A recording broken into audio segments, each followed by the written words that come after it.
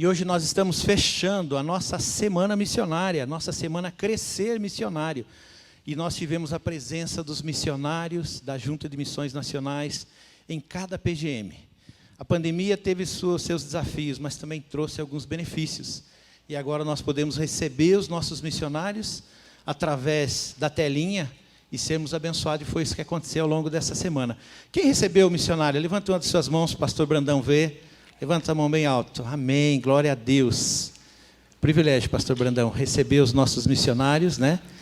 Participando, abençoando o nosso povo, compartilhando aquilo que eles estão vivendo no campo, né, que foi algo muito enriquecedor nesse tempo. Pastor Fernando Brandão, executivo da nossa Junta de Missões Nacionais, é um amigo da nossa casa, sempre está por aqui. E interessante que em 2015, ainda o projeto do barco estava iniciando. O pastor Roberto mandou ele ficar lá em casa, que eu estava com um tempo apaixonado por missões, assim, querendo fazer alguma coisa. Pastor Roberto, senta com o pastor Brandão. E ali ele me falou sobre a viagem do barco, e nós começamos a conversar. E nós já estamos na 6ª viagem missionária. 6ª viagem missionária lá no Amazonas, abençoando os ribeirinhos a partir daquela conversa. E tem sido uma grande bênção. Então, ele é um amigo, alguém que está aqui para ser usado por Deus nessa manhã. Eu queria orar por ele. Feche seus olhos, vamos orar. Pai, eu quero te louvar e te agradecer pela vida do pastor Fernando, esse amigo, esse missionário, servo do Senhor, Pai. Eu peço uma bênção muito especial sobre ele. Peço que o Senhor o use, que ele traga realmente algo para o nosso coração, algo do trono da graça, abençoando a vida da tua igreja, Pai. Em nome de Jesus, amém. Amém. Obrigado, meu Amém. irmão. Obrigado, meu irmão. Graça e paz, queridos. Bom dia, que alegria estarmos juntos nesta manhã, celebrando e glorificando o nome do Senhor. Agradeço com todo o meu coração, meu amigo querido, pastor Roberto Silvado, o privilégio de estar nesta manhã.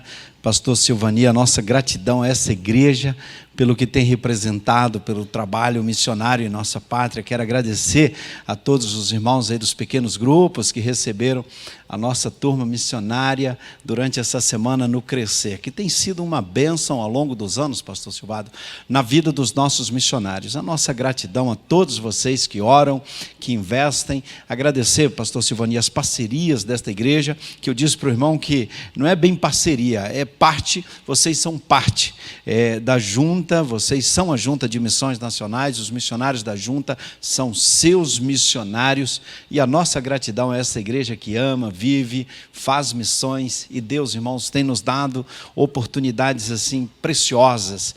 E a gratidão a pastor Silvania pelos irmãos que vão nas viagens missionárias, especialmente lá na Amazônia, essas viagens no interior da Amazônia, lá no barco missionário, abençoa tanta gente. Obrigado pelo investimento que os irmãos têm feito, barco e casa lá para os missionários, local de culto, o investimento no campo missionário, irmãos. Muito obrigado, igreja. E nós somos um povo missionário, a nossa história é uma história missionária.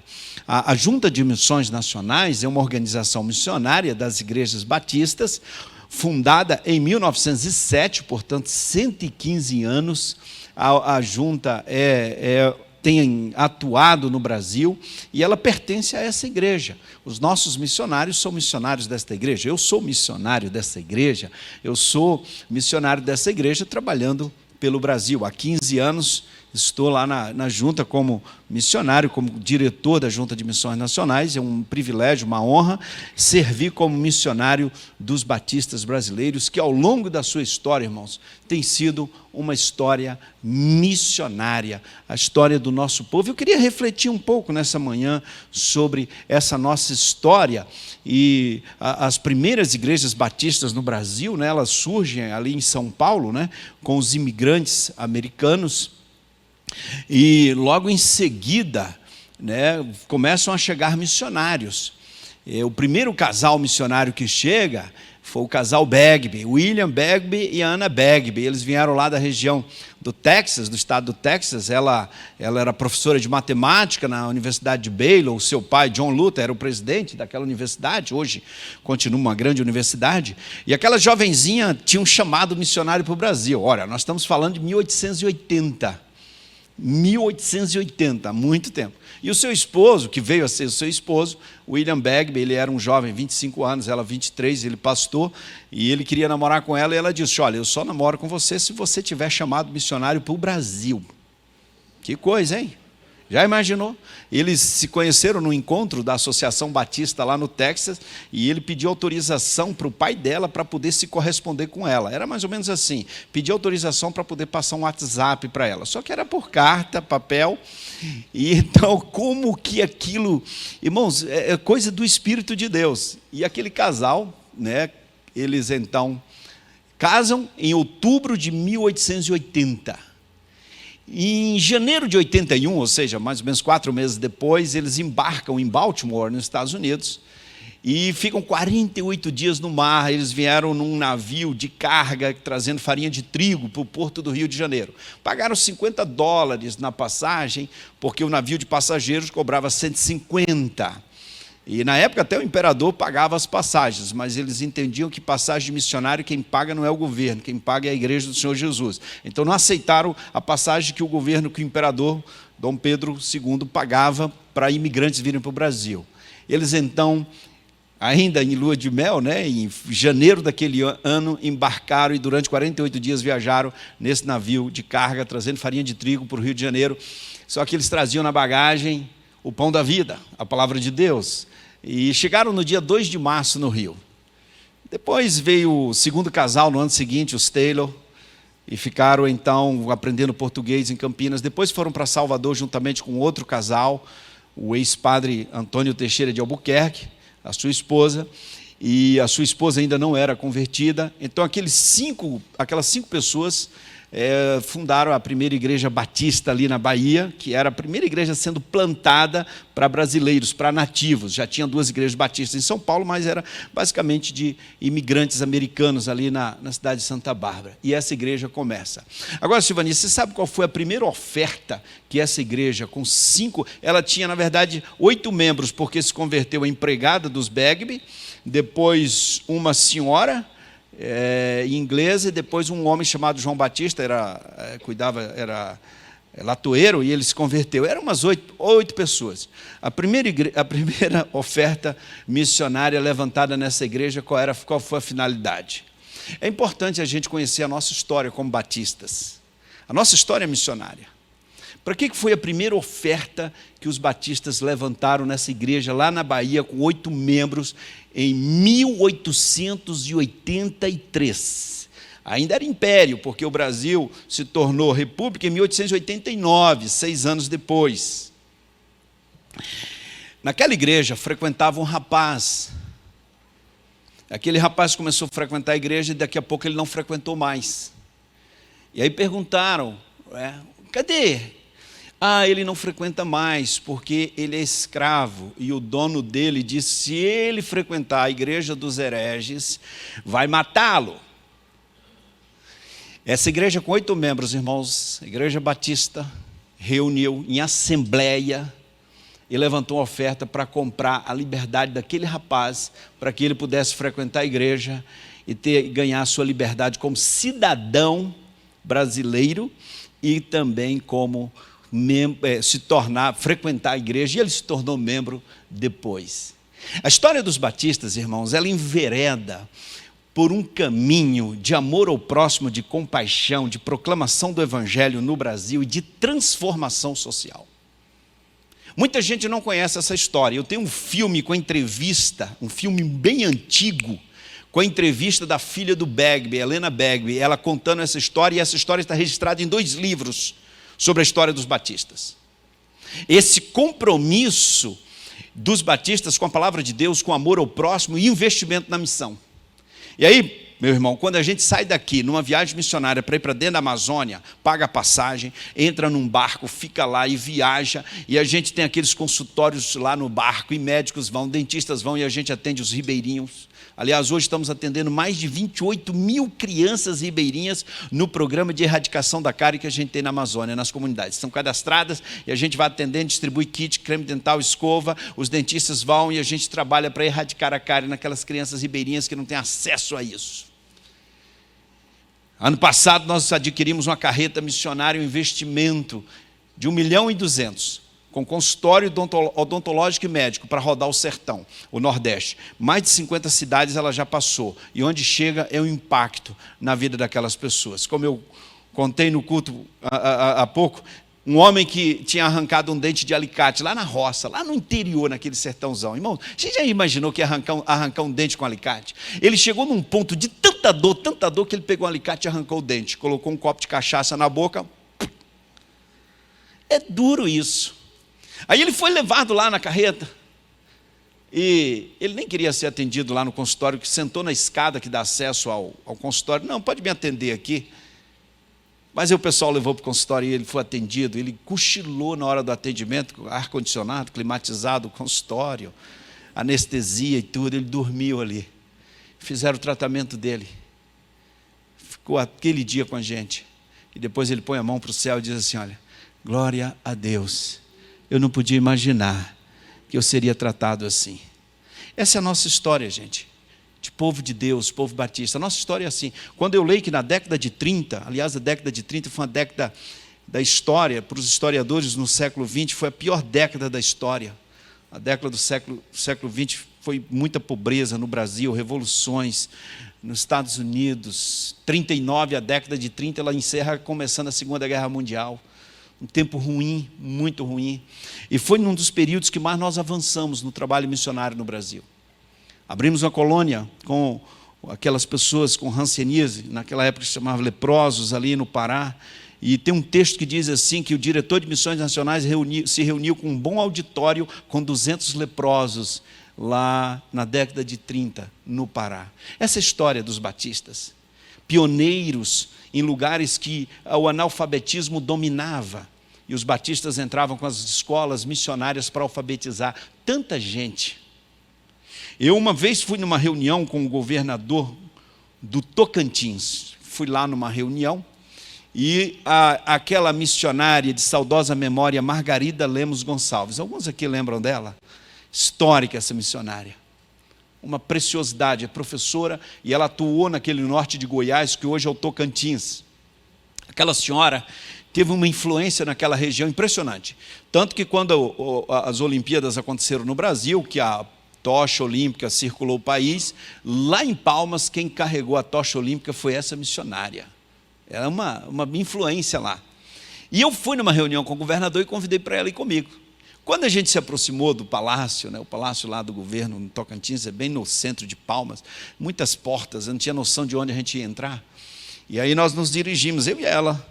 E aí um moço, um militar, cheio de coisas assim, de patentes, veio na nossa direção e eu disse, Dona Margarida, eu acho que a gente está entrando na porta errada, aquele moço vai prender a gente aqui.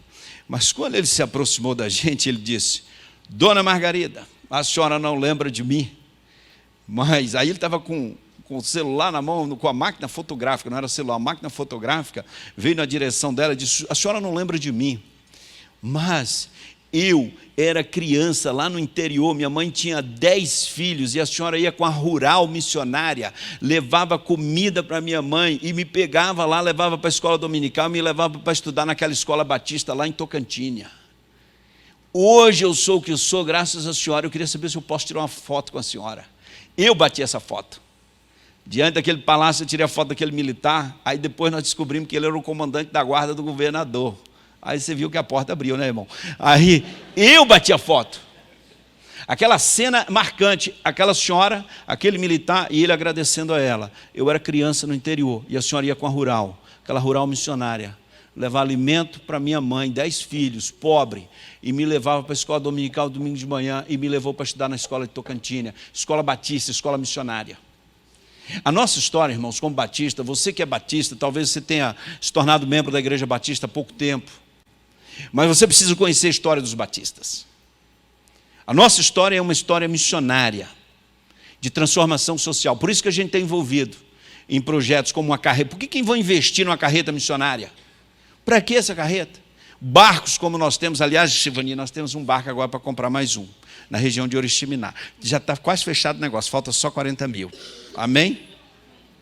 Amém. Eu acho que esses 40 mil parecem com a Igreja Batista do Bacaxeri. Amém, irmãos? barco grandão, porque a gente tem um grandão lá que tem consultório, agora é porque fica Manaus e outra região, agora esse é para Oriximiná, região de Santarém, para outra base que a gente tem. E vamos botar o mesmo esquema, consultório odontológico, etc e tal. Nós estamos comprando esse barco, depois tem que fazer os ajustes dele, e aí estamos fechando o negócio, falta 40 mil. E eu estou achando que esses 40 mil têm a cara de vocês. Amém? Eu vi que o pastor Silvado falou que tem que investir aqui. Tem que investir naquele negócio também. Se você não deu oferta, prepara da oferta de aniversário que ele falou, que é o negócio aqui da casa, aqui atrás. Tem que fazer aquele negócio. E o barco também, amém? O que vocês acham desses 40 mil a igreja aqui, a gente resolver isso aqui? Amém? Foi muito fraco esse amém, é melhor eu recuar. Ore sobre isso. Na verdade, irmãos, são oportunidades. Eu não vim aqui hoje pedir oferta. Eu não peço oferta.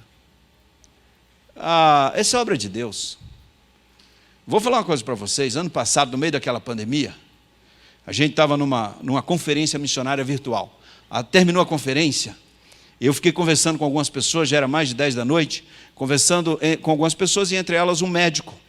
E ele falando para mim que a gente precisava comprar um ônibus com consultório odontológico e médico para atender lá no sertão, no interior do Nordeste.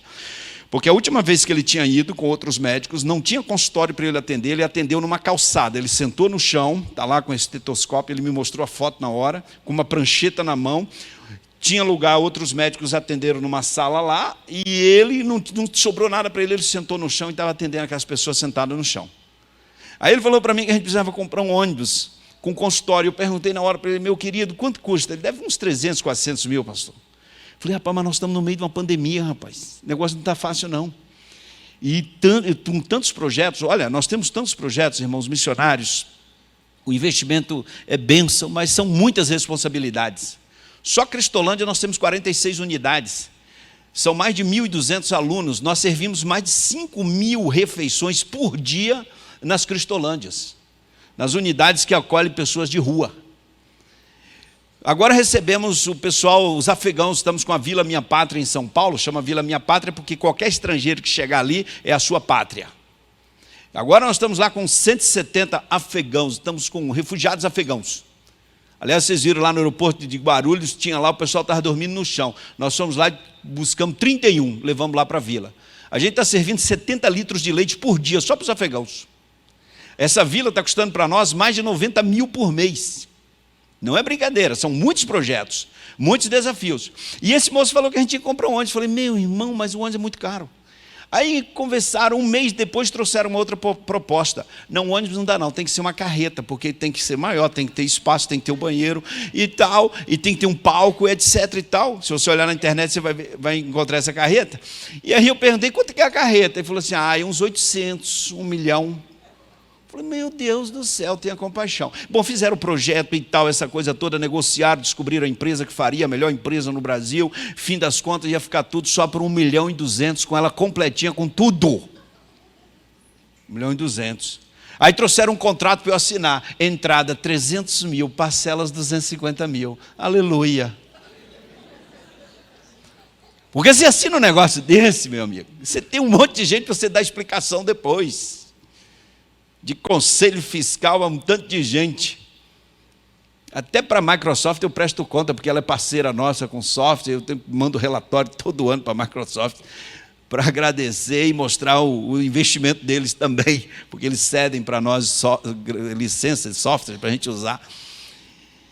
Mas, meu irmão, naquele dia que eu ia assinar aquele contrato, estava com frio na barriga, aquela coisa assim, 300 mil. Aí uma senhora mandou um áudio para mim. Era umas 11 da manhã quando eu vi esse áudio no WhatsApp. A gente tem uma sala de oração virtual desde o início da pandemia. Muitos irmãos participam. Eu vi algumas pessoas que me cumprimentaram falando que acompanham a gente na sala de oração. Todo dia, 6 da tarde, sábado, domingo, 6 da manhã. A gente está lá orando. E essa senhora, uma senhora que acompanha a sala de oração, ela é do Mato Grosso, tem 1 hora de diferença, portanto, no horário dela lá com o nosso. Ela me contou, mandou no áudio, pastor, quando o senhor falou daquela carreta lá para atender o povo do sertão, no Nordeste, eu estava molhando uma horta de maxixe. Você conhece maxixe, Ivani? Cozido de maxixe, quem é do Nordeste sabe o que é.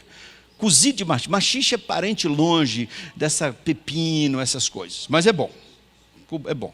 Ela falou assim, eu estava molhando a horta de machixe, na hora que o senhor falou daquela carreta, eu consagrei ao Senhor aquela horta de machixe e disse para Deus, Senhor, essa horta de machixe vai para o sertão naquela carreta. E aí ela mandou um áudio dizendo, pastor, acabei de voltar da cidade, vendi os machiches e já depositei a oferta na conta da Junta de Missões Nacionais, pastor. Não recue não, vamos avançar e comprar a carreta que ela vai para o sertão, que eu acabei de depositar a oferta de R$30 para a carreta.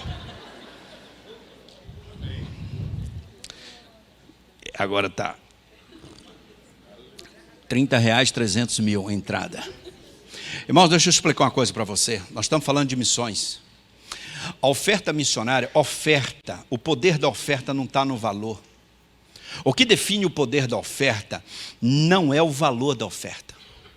Uma oferta dessa tem um poder que você não imagina. Naquele momento, Deus me deu um discernimento, uma coragem, uma alegria, me deu um contentamento, uma tranquilidade. Falei, bota mais esse contrato aí que eu vou assinar tudo com R$30 de machixe. Eu falo para a minha equipe que uma oferta dessa é uma batata quente na sua mão. Administrar um valor de uma senhora que plantou machixe, vendeu e ofertou aquilo para Deus, entregou ao Senhor, põe na sua mão para administrar. Um dos maiores desafios e responsabilidades que você tem é administrar a oferta missionária consagrada ao Senhor. Porque missões, irmãos, não se faz com dinheiro, se faz com oferta. Há uma diferença entre dinheiro e oferta consagrada ao Senhor. Agora nós estamos com a campanha de missões nacionais, temos um alvo da oferta. Se um dono de banco chegar para mim e falar assim, olha, eu te dou o dobro do valor que vocês têm como alvo e esquece essa campanha e eu dou valor.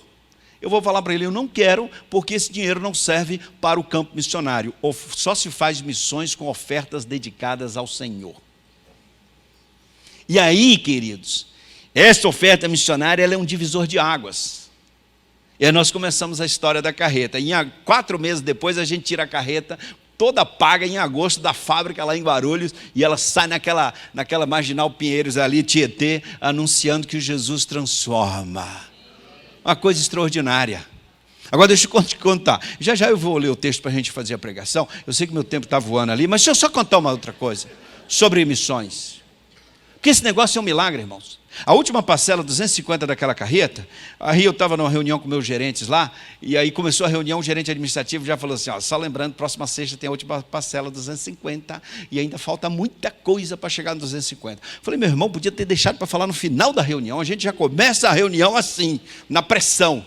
Irmãos, passaram 20 minutos, eu recebi um WhatsApp de um cara dizendo assim, pastor, nós nos encontramos em Brasília e tal, não sei o quê, ano passado, rapidinho, você me falou de uma carreta, eu gostei tanto daquele projeto, mas depois eu não ouvi mais falar, não encontramos mais, o que aconteceu? Você desistiu do negócio? Acabou? Eu falei assim, não, querido, está 1000 por hora, a todo vapor. Eu não lembro do irmão mesmo, não. Eu não lembro de você, mas está voando, o projeto está avançando. Ele falou, pois é, eu gostei tanto, eu queria mandar uma oferta. Como é que eu faço? Eu falei, está aí os números das contas da Junta de Missões Nacionais, o senhor deposita? Ele falou, tá bom, amanhã eu vou mandar 150 mil, tá bom? Aí até mostrei o WhatsApp, mostrei a tela assim para minha equipe lá no Zoom. Aí o irmão ainda falou assim, pastor, mas não depositou ainda. Eu falei, meu irmão, me ajuda. Aí eu liguei para esse cara preocupado, porque veio uma oferta dessa, eu quero saber de onde vem, porque lá não é assim não estou matando cachorro a grito não. Meu irmão, de onde que vem essa oferta? E por que você está botando essa grana toda aqui? Ele falou, pastor, fique tranquilo, não me agradeça não, porque eu sei o que eu estou fazendo. A minha avó criava galinha para tirar ovos e vender para sustentar missionários. Na época do pastor Davi Gomes, ela hospedava o Davi Gomes na minha casa, na nossa casa. Os meus pais hospedavam missionário, pastor. Os meus pais investiam em missões. Eu sei o que estou fazendo. Aí ele depois falou que ele trabalhava na área, era procurador, coisa assim e tal. A família tinha fazenda no interior de Goiás e tal, a esposa advogada e tal.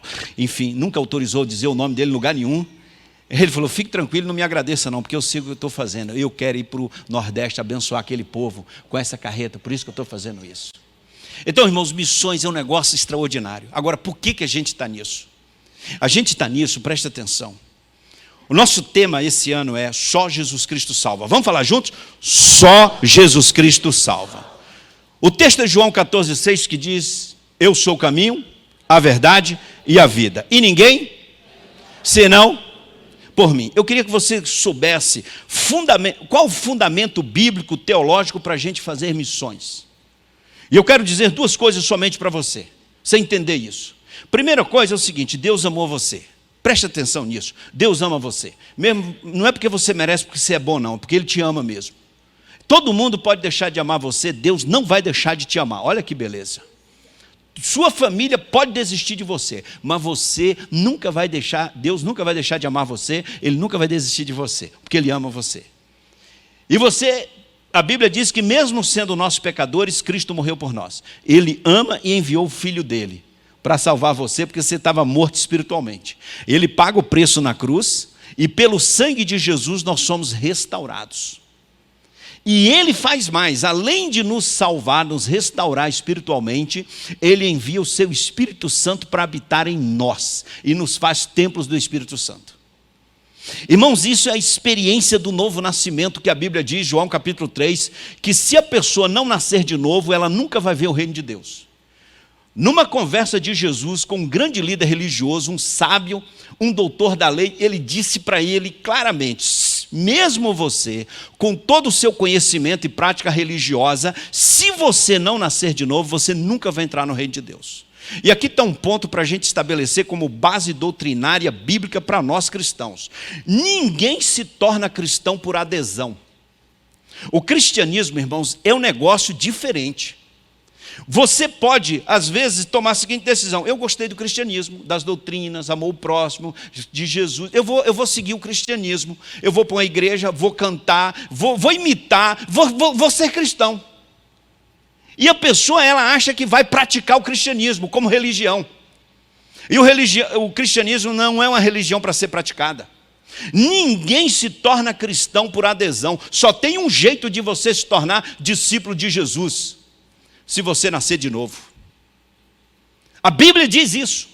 Você pode frequentar essa igreja, você pode gostar da mensagem do pastor, você pode ser simpático ao cristianismo, você pode ter tradição cristã, mas se você não nascer de novo, você não tem o Espírito de Deus, você não é filho de Deus em Cristo Jesus, você está morto espiritualmente. Você não é trigo, você é joio. Então só tem um jeito da pessoa se tornar cristã, seguidora de Cristo, discípulo do Senhor Jesus, se ela nascer de novo. Não é uma questão ideológica. Você precisa ter uma experiência sobrenatural. E só se torna cristão, você só nasce de novo se duas coisas entrarem no seu coração: a palavra de Deus e o Espírito Santo. E a palavra de Deus você ouve, você pode entender, pode discernir intelectualmente, conhecer a história bíblica, mas ela precisa sair do seu intelectual e entrar na sua alma. E quando a nossa fé, a nossa humildade, o amor a Deus e a nossa fé permitem que essa palavra saia do intelecto e entre na nossa alma, o Espírito de Deus, aí pela fé, o Espírito de Deus vai entrar na nossa vida. E aí a palavra de Deus e o Espírito de Deus entrando na nossa alma vai produzir um milagre, o novo nascimento. Esse negócio é um milagre e só você sabe que aconteceu. Eu não consigo explicar para você isso. Você tem que viver isso. E você sabe quando você experimentou isso. É como que o cristal quebrando. Você percebe que para ser cristão, discípulo de Jesus, você tem que ter uma experiência sobrenatural com Deus, que chamamos isso de regeneração, nascer de novo, conversão. Conversão não é adesão, não é uma mudança. Não, eu vou mudar de religião, agora eu vou ser batista, agora eu sou evangélico. Ninguém se torna discípulo do Senhor Jesus sem ter nascido de novo.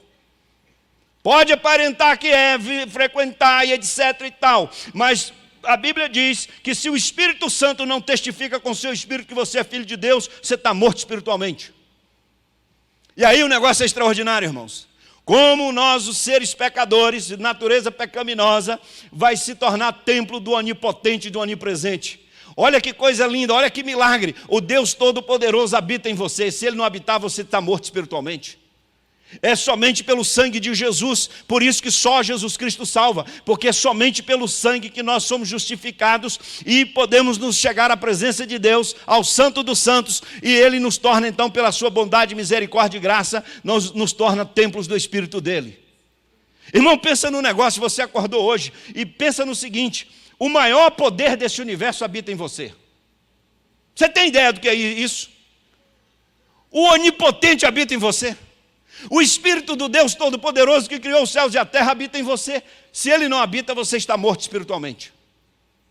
Se você não nasceu de novo, você não é cristão. Você pode ser simpático ao cristianismo, defender, conhecer, tentar praticar algumas coisas, mas se você não nasceu de novo, a Bíblia diz que você está morto espiritualmente. Você precisa se converter, você precisa tomar uma decisão, você precisa se humilhar, pedir misericórdia a Deus e clamar: Senhor, entra na minha vida e faz um milagre do novo nascimento. Aí nós vamos entender quando o apóstolo Paulo escreve nas cartas: vivo não mais eu, mas Cristo vive em mim. As coisas velhas passaram e tudo se fez novo. Eu nasci de novo.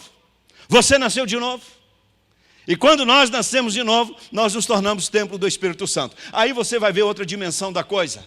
De que o cristianismo não é uma religião para ser praticada. O cristianismo, irmãos, é uma experiência com Deus para ser vivida. Porque quando nós nos tornamos templo do Espírito Santo, a gente não cultua mais Deus eventualmente. A nossa vida passa a ser um culto ao Senhor. Eu estou falando aí já no outro patamar, na outra prateleira, como diz o pessoal. Não de quem pratica uma religião, mas de quem vive uma experiência com Deus. Que nasceu de novo. E aí o cristianismo, a palavra, o evangelho, o poder de Deus, o Espírito de Deus vão permear todas as áreas da nossa vida. Porque quando a gente nasce de novo, o nosso casamento muda. Quando a gente nasce de novo, os nossos negócios mudam. Quando a gente nasce de novo, os nossos relacionamentos mudam. Os nossos valores mudam. Porque dentro de nós passa a testificar o Espírito de Deus e o fruto do Espírito começa a se tornar evidente. A compaixão, o amor, a alegria, a bondade, a misericórdia. Isso começa a influenciar todas as áreas da nossa vida e a nossa alma passa a ter prazer na glória de Deus, na palavra de Deus. Tremendo esse negócio, irmãos. Às vezes eu acho que estamos barateando o evangelho no nosso país. Agora tudo, enfim, deixa para lá. A vida de quem nasceu de novo é permeada em todas as suas áreas pelo evangelho, por Cristo Jesus. Seus negócios. Tudo que se você se envolver, porque eu não pratico mais uma religião. Domingo eu vou à igreja, eu sou cristão, vou à igreja, vou adorar a Deus. Você pode ir lá, como nós estamos aqui adorando a Deus nessa manhã, para ouvir a palavra de Deus. Entretanto, nossa vida é um culto ao Senhor. Quando a gente sair daqui para o restaurante, ir lavar os pratos, arrumar a cozinha, nós estamos cultuando a Deus. Amanhã no trabalho, amanhã na escola, quando a gente estiver fechando os negócios, querido empresário, fechando os negócios. Funcionário público. Fechando os negócios, fazendo as coisas certas. Esposo, tratando a sua esposa. Trate a sua esposa cultuando a Deus. O tratamento do esposo com a esposa é um culto ao Senhor. O tratamento da esposa com o esposo é um culto a Deus. A criação dos seus filhos é um culto a Deus. Aí eu estou falando de outro nível de relacionamento com Deus. E não da prática de uma religião. Porque o cristianismo não é prática de religião. O cristianismo é vida com Deus para quem nasceu de novo e tem uma vida cheia do Espírito Santo. Aí eu vou falar de missões, porque só dá para falar de missões desse patamar, para gente espiritual. Agora, para gente que acha que missões é doação, eu vi uma campanha e vou fazer doação. Irmãos, essas missões não se doa, missões você consagra ao Senhor, para ver o reino dele proclamado, vidas transformadas e o nome de Jesus glorificado. Essa é a motivação. E para quem tem uma experiência com Deus, quem é templo do Espírito Santo, irmãos, isso é natural. Porque o Deus que habita em nós é um Deus missionário. No dia que o ser humano pecou, Deus se tornou um missionário. Ele entrou em missão, porque Ele nos ama. Quando você chega lá em Gênesis 3, você tem lá o texto da queda do ser humano. No dia que o ser humano pecou, Deus entrou em missão para buscar e salvar o que estava perdido. Por quê? Porque Ele nos ama. Agora, se o Espírito desse Deus habita em você, automaticamente você é o quê? Missionário. Não tem como negar a nossa identidade espiritual. Não tem como, irmãos. Nós somos isso, a não ser que você não tenha o Espírito Santo. Ou que você também não se submeta à liderança do Espírito de Deus.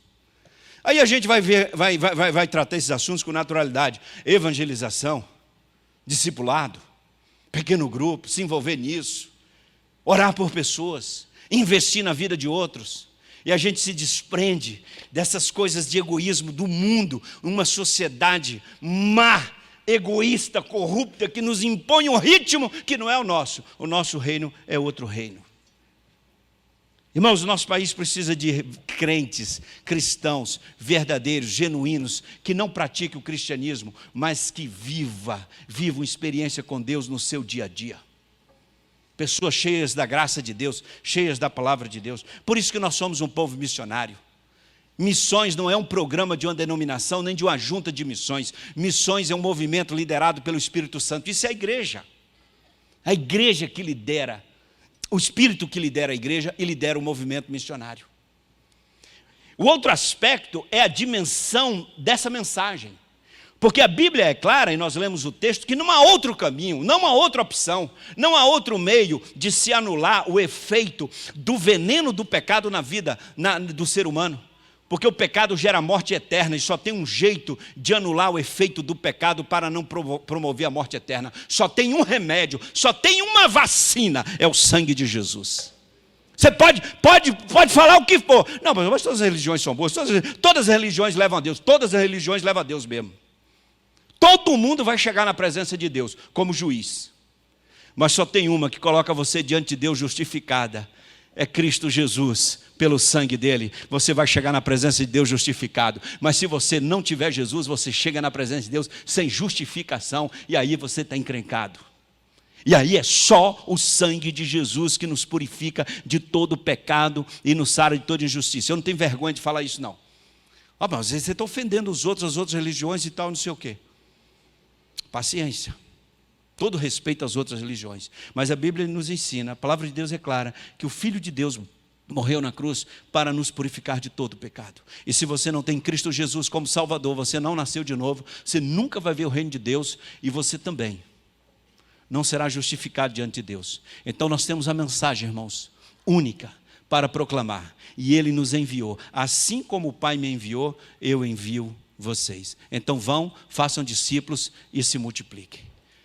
Você nasceu de novo? Então você é templo do Espírito Santo. E o Espírito que habita em você é missionário. Então, naturalmente, você respira e vive isso. Por isso que os nossos olhos brilham, o nosso coração arde com a obra missionária. Irmãos, deixa eu dar um exemplo aqui do sobrenatural para você entender isso.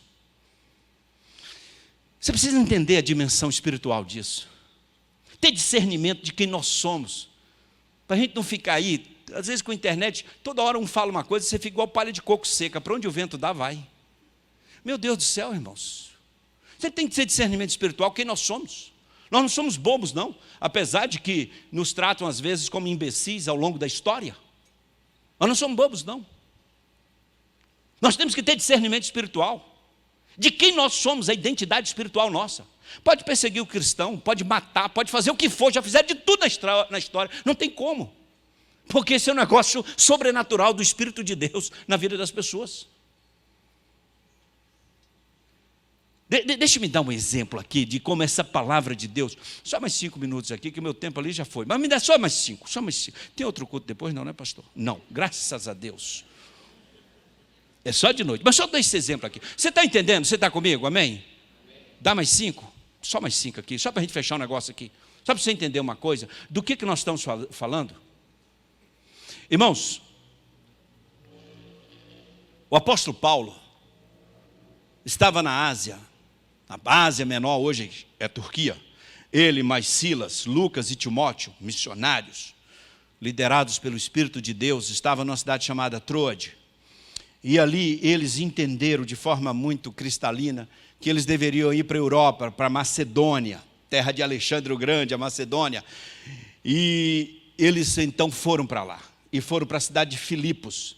Filipos foi fundada pelo pai de Alexandre o Grande, Filipe II, lá pelo idos dos anos 354 a.C., se não falha a memória. Mas é por aí. Mas não importa não, isso não faz diferença nenhuma se eu souber essa data. Esquece isso, que não precisa ficar guardando esses negócios não. Mas aí eles vão para lá, para essa cidade. Ela era a 4ª em importância no Império Romano. Filipos, boa cidade. Alexandre o Grande era daquela região ali. E eles então, Paulo e Silas foram presos, jogados no fundo de uma masmorra. Meia-noite esses 2 caras estão lá cantando, louvando a Deus e orando. Irmão, só pode ser doido um cara desse. Porque eles foram levados. Qual era o pior lugar da cidade de Filipos? A masmorra. Qual era o pior tratamento? O que eles levaram. E ele, como cidadão romano, não foi nem julgado. Deram uma surra nele, jogaram no fundo da masmorra, com fome, e ainda recomendaram, prende no tronco. Ainda prendeu no tronco. Insalubridade total naquela masmorra, porque não tinha direito humano nenhum ali. E o cara está lá, os dois estão lá, meia-noite, reclamando da vida. Então não, estão louvando e glorificando a Deus. Porque duas coisas, eles sabiam por que estavam ali e sabiam quem tinha enviado eles para lá. Quando a gente tem esse discernimento do ministério, pastores, é maravilhoso. Eu sei porque eu estou aqui, quem me mandou para cá. Não tem crise, não tem tempo ruim, não tem desafio, não tem choramingação. Eu sei porque eu estou aqui, quem me mandou para cá. E Ele está aqui comigo. E aquela prisão viu a glória de Deus naquela noite, tremendamente, porque tinha dois homens ali que temiam ao Senhor e se colocavam à disposição do Deus missionário para levar o evangelho para a cidade de Filipos. Foi maravilhoso o que aconteceu naquela noite ali. Converteu carcereiro, família, batismo. Foi uma noite extraordinária no pior lugar de Filipos. E eu quero dizer para você o seguinte: quando você confia e espera no Senhor, você pode estar no pior lugar. Você vai ver a glória de Deus, coisas extraordinárias acontecem. Tem que crer, meu irmão, tem que obedecer. Aí é outro negócio. Aí diz os meninos no interior lá do Rio. É outra prateleira, pastor. É prateleira para outro tipo de crente. Esses crentes assim, não, porque tudo está ruim, não, então, o tempo está frio, não vou à igreja, não sei o quê, e tal, mimado. Bota lá no fundo de uma masmorra em Filipos, e o cara está louvando e glorificando o nome do Senhor, aleluia. Não importa o que vai acontecer comigo, eu vou viver para a glória de Deus, porque minha vida é um culto ao Senhor. Não importa onde Deus vai me botar, onde Deus me botar ali vão ver a glória de Deus, porque eu vou servir o Senhor e vou buscar a sua face. Isso é a missão do negócio. E aí, queridos, o que acontece? Planta a igreja ali, a igreja linda de Filipos, uma igreja que se torna missionária, sustenta Paulo. Paulo vai para Bereia, vai para Tessalônica, ali para a Península de Acaia, tal, Corinto, Grécia, e eles sustentam, enviam oferta, igual vocês fazem aqui, Silvani, manda oferta, sustenta os missionários. Os tempos passam, Paulo agora está preso em Roma, anos 52 da era cristã, e ele: Timóteo, vamos mandar uma carta para lá. Vou mandar uma carta para Filipos, estou morrendo de saudade. Aí ele escreve a carta aos Filipenses, essa carta de 4 capítulos, 104 versículos, que você lê em 20 minutos, essa semana você vai ler e vai meditar nela, que é bênção de Deus, se você não tem outro plano de leitura. Timóteo, vamos mandar uma carta para lá? Escreve aí. E aí ele começa. E ele começa dizendo assim: todas as vezes que eu me lembro de vocês, eu dou graças a Deus, eu vibro, eu celebro. Olha que mentalidade desse cara. Ele podia começar escrevendo assim. O pessimista começaria assim: gente, todas as vezes que eu me lembro de vocês, eu não esqueço daquela noite miserável naquela cadeia. É isso aí. Só que ele começa dizendo assim: todas as vezes que eu me lembro de vocês, eu lembro da glória de Deus. E eu agradeço com todo o meu coração. Ele escreve aquela carta, irmãos. E ele abre o coração e ele diz para eles: obrigado pelas ofertas que vocês mandaram. Obrigado porque vocês me sustentaram. Não que eu estivesse precisando, porque eu já aprendi a viver em qualquer situação. Mas porque vocês tiveram a oportunidade de ser bênção no campo missionário.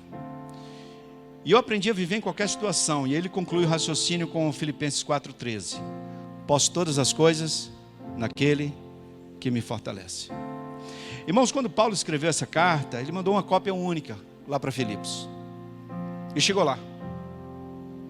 Aí eu, andando por esse Brasil, fui pregar no interior da Bahia, fui pregar lá em Tapetinga, e de carro, paramos num posto de gasolina.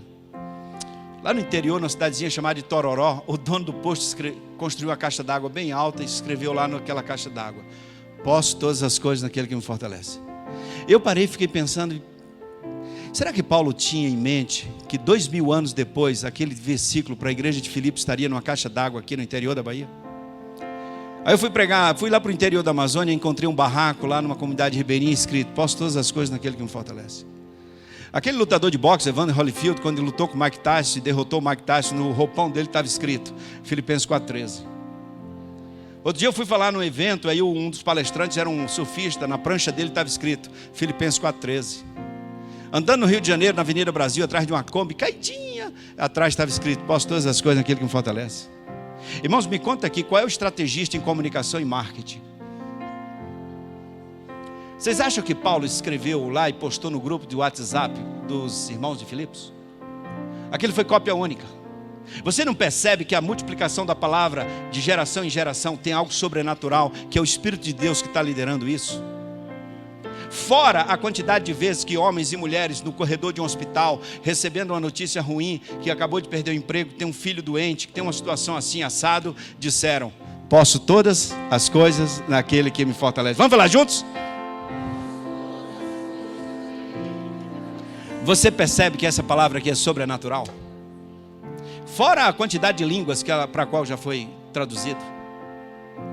Olha como isso tomou uma proporção, irmãos. E aí é essa mensagem do Espírito, porque não foi Paulo quem escreveu Filipenses.